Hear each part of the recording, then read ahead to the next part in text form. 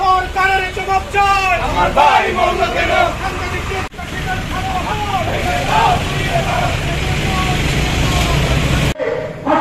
নির্যাতন এবং হুমকি চলে আসছে।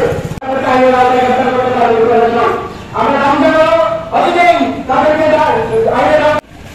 গণমাধ্যমে কাজ করি।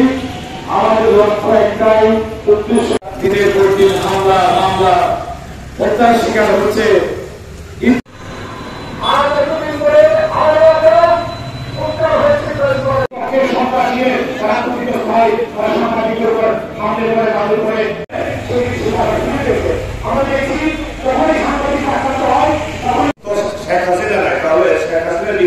এই দেশেও কিভাবে সাংবাদিক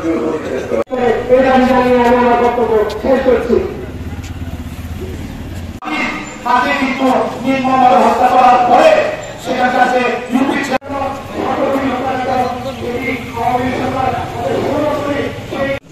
বিক্ষোভ পরবর্তী প্রতিবাদ সমাবেশে আর যারা সহ তাদের কিন্তু পুলিশ এখন পর্যন্ত গ্রেপ্তার করেনি। আমরা